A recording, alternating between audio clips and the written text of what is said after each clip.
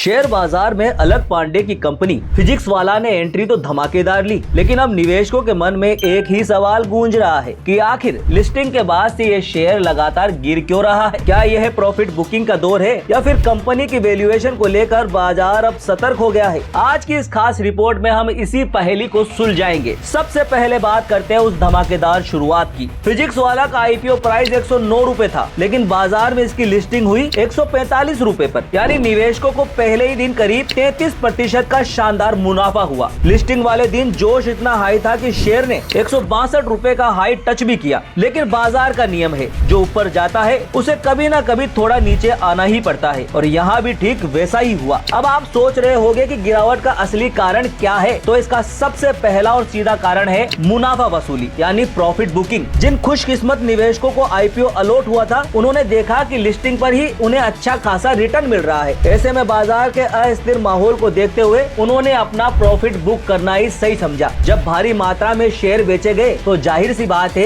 Share के दाम नीचे आना ही था। लेकिन कहानी सिर्फ यही खत्म नहीं होती। इस गिरावट के पीछे एक और बड़ा कारण है, और वो है कंपनी की वैल्यूएशन। लिस्टिंग के समय कंपनी की वैल्यूएशन 46,000 करोड़ रुपए के पार चली गई थी। अब यहाँ पर बाजार के एक्सपर्ट्स थोड़ा रुककर सोचने लगे। क्यों? क्योंकि जब हम कंपनी की फाइनेंशियल रिपोर्ट यानी बही खाते देखते हैं तो तस्वीर थोड़ी अलग नजर आती है। ताजा आंकड़ों पर नजर डालें तो वित्त वर्ष 2025 में कंपनी ने करीब 2,887 करोड़ रुपए का रेवेन्यू कमाया है। अच्छी बात यह है कि कंपनी ने अपने घाटे को काफी कम किया है, लेकिन सच ये भी है कि कंपनी अभी भी 243 करोड़ रुपए के नेट लॉस में है। अब बाजार जो हमेशा मुनाफे की भाषा समझता है, उसे इतनी हाई वैल्यूएशन पर लॉस मेकिंग कंपनी थोड़ी खटक रही है। हालांकि सिक्के का एक और दूसरा पहलू भी है जो आपको जानना जरूरी है, और वो है कंपनी का इबिटा प्रॉफिट। भले ही नेट लेवल पर कंपनी लॉस में है, लेकिन ऑपरेटिंग लेवल पर कंपनी ने 193 करोड़ का प्रॉफिट दिखाया है। यह एक बहुत ही मजबूत संकेत है कि कंपनी का कोर बिजनेस मॉडल सही दिशा में जा रहा है। तो अब पेच कहाँ फंसा है? पेच है कंपनी के भविष्य के प्लान में। फिजिक्स वाला अब सिर्फ एक ऑनलाइन ऐप नहीं रहा, बल्कि वो तेजी से